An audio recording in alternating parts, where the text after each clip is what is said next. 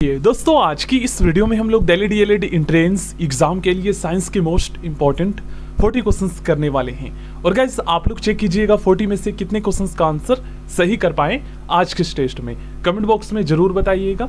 और गाइस बहुत सारे स्टूडेंट कमेंट ये कर रहे हैं कि सर दिल्ली डीएलएड का फॉर्म जो है कब स्टार्ट होगा। तो गाइस देखो डेट आ गया है, आज ही स्टार्ट होंगे, शाम तक जो है लिंक आ जाएगा, डीएलएड का भी आ जाएगा और डीपीएससी का भी, ठीक ना। तो डीएलएड पर ही आपको क्लिक करके फॉर्म भरना है। अगर डीपीएससी पे करते हो तो आप only nursery classes LKG UKG के लिए एलिजिबल हो पाओगे, लेकिन डीएलएड का अप्लाई करोगे तो आप प्राइमरी एंड अपर प्राइमरी जिसे 6 to 8 कहते हैं, इनके लिए भी आप एलिजिबल हो जाओगे, ठीक है ना। तो बता देता हूँ क्योंकि बहुत सारे स्टूडेंट फॉर्म भर देते हैं या साइबर कैफे वाले से करवाते हैं, उन्हें पता नहीं होता है, डीपीएससी का फॉर्म भर देते हैं वो। फर्स्ट क्वेश्चन, नाभिकीय विखंडन जिसे इंग्लिश में न्यूक्लियर फिशन कहा जाता है, ठीक ना। देखिए एक होता है दोस्तों नाभिकीय विखंडन और एक होता है नाभिकीय संलयन। तो नाभिकीय संलयन को हम न्यूक्लियर फ्यूजन कहते हैं, FUSION, और नाभिकीय विखंडन को हम इंग्लिश में न्यूक्लियर फिशन कहते हैं, FISSION। में क्या प्रयोग किया जाता है? तो इसमें जो प्रयोग किया जाता है दोस्तों ये है न्यूट्रॉन, इसमें न्यूट्रॉन प्रयोग किया जाता है। अगर आपसे पूछा जाए दोस्तों कि सूर्य और तारे, ठीक ना, सन और स्टार्स के जो है ना एनर्जी का सोर्स क्या है, तो उनका जो सोर्स है वो है नाभिकीय संलयन, जिसे इंग्लिश में न्यूक्लियर फ्यूजन कहते हैं, ठीक ना। आई होप आप लोग समझे होंगे। द्रव अवस्था, ठीक ना, लिक्विड फॉर्म में, लिक्विड या फिर कह सकते हैं लिक्विड स्टेट्स में पाए जाने वाला धातु कौन सा है? अगर दोस्तों आपसे मेटल पूछा जाए, धातु पूछा जाए जो कि द्रव अवस्था में पाया जाता है, तो उसका नाम है पारा, मरकरी, ठीक ना। लेकिन यहीं पर अगर आपसे ये पूछ लिया जाता है कि द्रव अवस्था में पाई जाने वाली अधातु कौन सी है, अधातु अगर आपसे पूछा जाए तब आप लोग क्या बताओगे गैस? तो अधातु जब पूछा जाता है तो आपको बताना है ब्रोमीन, ठीक ना। ब्रोमीन द्रव अवस्था में पाई जाने वाली एकमात्र अधातु है, ठीक ना।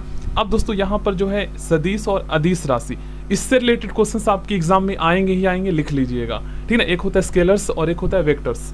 तो कौन कौन सी जो क्वांटिटीज होती है, कौन कौन सी राशियां जो है वो स्केलर्स के अंतर्गत आती है और कौन कौन सी राशियां क्वांटिटीज जो है ये वेक्टर्स के अंतर्गत आती है, और ये होता क्या है डिटेल में समझ लेते हैं। ध्यान दीजिएगा यहाँ पर आप लोग, देखिए स्केलर्स को हम हिंदी में दोस्तों अदिश राशि कहते हैं, और जो अदिश राशि होता है ना, स्केलर जो होता है, quantity is a quantity that has only magnitude, मतलब इसमें केवल मैग्नीट्यूड होता है जो अदिश राशि होता है, जो हमारा स्केलर होता है, ठीक ना। और जो सदिश राशि होता है उसमें दोस्तों मैग्नीट्यूड और डायरेक्शन दोनों होता है, परिमाण और दिशा दोनों होता है।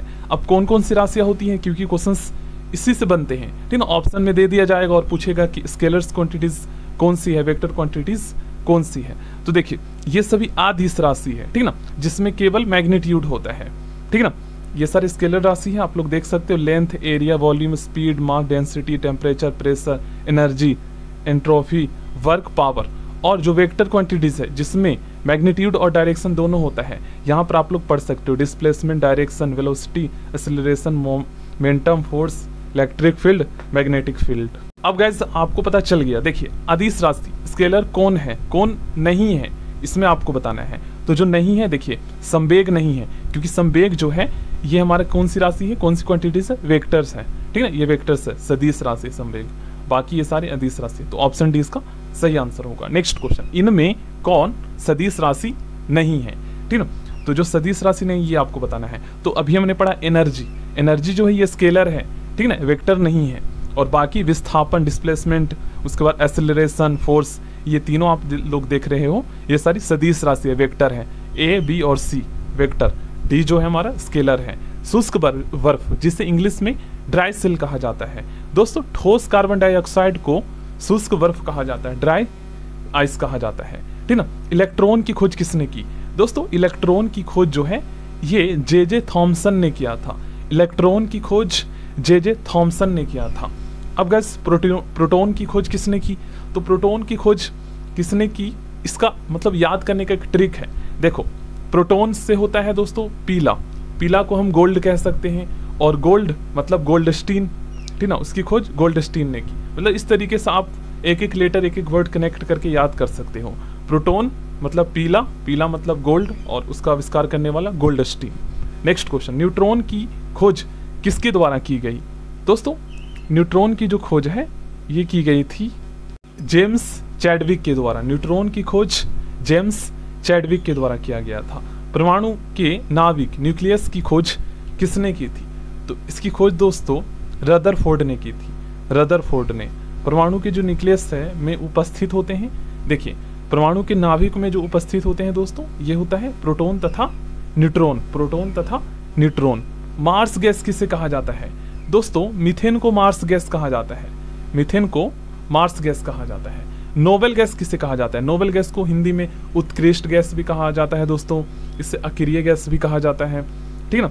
तो जो नोबेल गैस है ये है हमारा दोस्तों हीलियम, नियोन, ऑर्गन, ये सारे जो है उत्कृष्ट गैस है, नोबेल गैस है, ठीक ना। और ये समूह 18 में है, पीरियोडिक टेबल का जो वर्ग 18 है उसमें है ये सारे गैस से। सबसे हल्की धातु क्या है इसमें से आपको बताना है।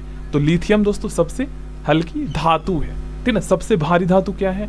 तो इसका सही आंसर ऑप्शन डी हो जाएगा, ऑस्मियम सबसे भारी धातु है, मेटल है। सबसे कठोर धातु पूछा गया है, तो आपको पता है दोस्तों सबसे जो कठोर धातु पूछा गया है, देख लीजिए कुछ स्टूडेंट यहाँ पर हीरा लगा देंगे, धातु पूछा जाए तब आपको बताना है प्लेटिनम। अगर यहीं पर आपसे पदार्थ पूछ लिया जाए तब आपको बताना है हीरा, डायमंड। सबसे अधिक प्रत्यास्थ जिसे इलास्टिक कहते हैं, ठीक ना। एक होता है दोस्तों हमारा डक्टाइल जो कि तन्ने होता है। कहने का मतलब ये कि जो डक्टाइल जो धातु होता है ना उससे तार के रूप में जो है ना काफी लंबा खींचा जा सकता है, तो वो होता है हमारा गोल्ड। और जो प्रत्यास्थ इलास्टिक होता है ये होता है हमारा स्टील, ठीक ना। सबसे अधिक प्रत्यास्थ धातु, इसलिए तो आपने वर्तन के रूप में स्टील का प्रयोग ज्यादातर आपने देखे होंगे। वायुयान के टायरों में कौन सी गैस भरी होती है? तो जो वायुयान होते हैं दोस्तों, एयरक्राफ्ट होते हैं, इसमें जो टायर, इसके टायरों में जो गैस भरी होती है ना ये होती है दोस्तों हीलियम। ऑप्शन ए इसका सही आंसर होगा। नेक्स्ट क्वेश्चन, हंसाने वाली गैस कौन सी है? Nitrous oxide. नाइट्रस ऑक्साइड जो है ये हंसाने वाली गैस है। भारी जल का रासायनिक नाम क्या है? दोस्तों भारी जल का रासायनिक नाम होता है deuterium oxide, D2O, deuterium oxide. कृत्रिम वर्षा, आर्टिफिशियल तरीके से जो वर्षा की जाती है के लिए किसका प्रयोग किया जाता है? तो इसके लिए जो प्रयोग किया जाता है दोस्तों ये होता है सिल्वर आयोडाइड का प्रयोग किया जाता है। सिल्वर आयोडाइड का प्रयोग किया जाता है कृत्रिम वर्षा के लिए। 18 कैरेट सोने में शुद्ध सोने की प्रतिशत मात्रा कितनी होती है? तो जो 18 कैरेट का जो सोना होता है इसमें जो शुद्ध सोने की प्रतिशत जो मात्रा है ये 75% होता है। कच्चे फलों को पकाने के लिए किसका प्रयोग किया जाता है? तो कच्चे फलों को पकाने के लिए दोस्तों एस्टिलीन गैस का प्रयोग किया जाता है। एस्टिलीन का। पारा, ठीक है, जिसे इंग्लिश में मरकरी कहते हैं, का मुख्य अयस्क क्या है? अयस्क को ORE और कहते हैं, ठीक ना। अब अयस्क जो होता है दोस्तों ये मिश्रित मतलब कि अशुद्ध धातु होता है जिससे उसको प्राप्त किया जाता है शुद्ध रूप में। तो जो पारा का जो अयस्क है ये आपको पता है दोस्तों सीनेवार है, ठीक ना, मरकरी का। बर्फ का द्रवनांक कितना होता है? तो बर्फ का जो द्रवनांक होता है ये होता है 0 डिग्री सेल्सियस।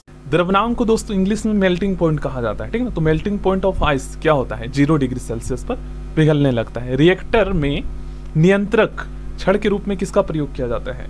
तो रिएक्टर में नियंत्रक छड़ के रूप में दोस्तों प्रयोग किया जाता है कैडमियम का। ध्वनि तरंगे, नेक्स्ट क्वेश्चन में पूछा गया है ध्वनि तरंगे जो साउंड वेव्स होती है किस दिशा में गमन करती है, ठीक ना, यात्रा करती है? तो ये होता है दोस्तों लंबवत, परपेंडिकुलर, ठीक ना, लंबवत। नेक्स्ट क्वेश्चन, मनुष्य कौन तरंगे नहीं सुन सकता? देखिए दोस्तों जो वेव्स होते हैं ना ये 3 प्रकार के होते हैं। एक होता है दोस्तों ऑडिएबल जिसे हिंदी में श्रव्य तरंगे कहते हैं, एक होता है इनऑडिएबल और एक होता है दोस्तों अल्ट्रासोनिक वेव्स। तो इनऑडिएबल और अल्ट्रासोनिक वेव्स ये दोनों नहीं सुन सकता है, तो इसका सही आंसर ऑप्शन बी हो जाएगा, ठीक ना। पराश्रव्य जिसे अल्ट्रासोनिक वेव्स कहते हैं ये नहीं सुन सकता है, बाकी A, C और D ये सभी सुन सकता है। प्रतिध्वनि तरंगे मतलब इको। और देखिए एक क्वेश्चन ये भी पूछा जाता है कि मनुष्य दोस्तों कितने हर्ट्ज तक के जो है ना फ्रीक्वेंसी वाली ध्वनि को सुन सकता है? तो इसका आंसर सही होगा दोस्तों 20 हर्ट्ज से 20 किलो हर्ट्ज, ठीक ना। 20 हर्ट्ज से 20,000 हर्ट्ज तक के ध्वनि मतलब फ्रीक्वेंसी वाली ध्वनि को सुन सकता है। 20 हर्ट्ज से नीचे और 20,000 हर्ट्ज से ऊपर वाली फ्रीक्वेंसी वाली ध्वनि को नहीं सुन सकता है, ठीक ना। नेक्स्ट क्वेश्चन, मानव नेत्र की स्पष्ट दर्शन की न्यूनतम दूरी कितनी होती है? जो न्यूनतम दूरी होती है दोस्तों स्पष्ट दर्शन की यह 25 सेंटीमीटर। स्पष्ट दर्शन को इंग्लिश में क्लियर विजन कहा जाता है for a normal health eyes, ठीक ना, मानव नेत्र के लिए। आगे बढ़ते हैं, गोबर गैस से प्राप्त होने वाली गैस क्या है? तो आपको पता है दोस्तों ये है मीथेन, ये है हमारा मीथेन गैस, नेक्स्ट क्वेश्चन, वायु गैस का महत्वपूर्ण घटक क्या है? वायु गैस का जो महत्वपूर्ण जो घटक है यह है methane gas, methane. Soda water बनाने के लिए किसका प्रयोग किया जाता है? कार्बन डाइऑक्साइड का, सोडा वाटर बनाने के लिए। नेक्स्ट क्वेश्चन, लोहा का सबसे शुद्धतम रूप कौन सा है?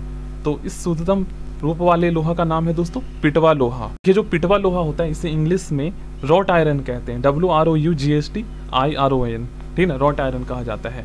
बेवकूफों का सोना किसे कहा जाता है? दोस्तों पायराइट्स को बेवकूफों का सोना कहा जाता है, पायराइट्स को। ऑप्शन बी इसका सही आंसर होगा। LPG, ठीक ना, लिक्विड पेट्रोलियम गैस के गंध को पहचानने के लिए उसमें क्या मिलाया जाता है? तो उसमें मिलाया जाता है दोस्तों मिथाइल मरकॉप्टेन, मिथाइल मरकॉप्टेन मिलाया जाता है। सबसे हल्का तत्व, सबसे हल्का एलिमेंट कौन सा है? तो ये दोस्तों हाइड्रोजन। ऑप्शन ए इसका सही आंसर होगा। लोहा की मात्रा सर्वाधिक किस में पाई जाती है?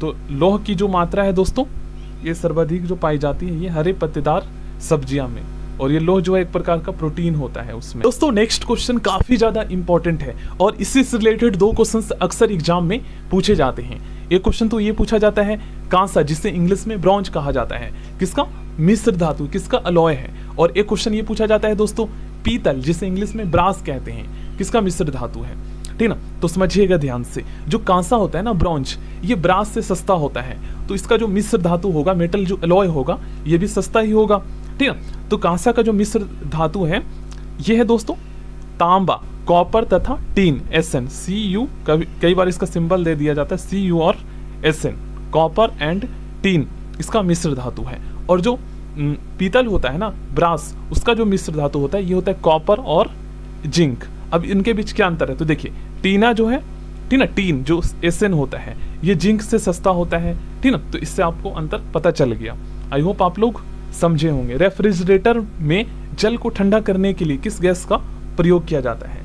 तो इस गैस का नाम है दोस्तों अमोनिया गैस, ठीक ना, अमोनिया गैस का प्रयोग किया जाता है। आंसू गैस, जिसे इंग्लिश में टीयर गैस कहते हैं, ये होता है क्लोरो एसीटोफिनोन, क्लोरो एसीटोफिनोन। आगे बढ़ते हैं। रेफ्रिजरेटर में एक समान ताप को बनाए रखता है, कौन बनाए रखता है? तो रेफ्रिजरेटर में दोस्तों थर्मोस्टेट होता है जो कि एक समान ताप को बनाए रखता है, थर्मोस्टेट, ठीक ना। अंडे का आवरण किसका बना होता है? तो अंडे का जो आवरण होता है ऊपर का व्हाइट कलर का, ये होता है दोस्तों कैल्शियम कार्बोनेट का, CaCO3, कैल्शियम कार्बोनेट का।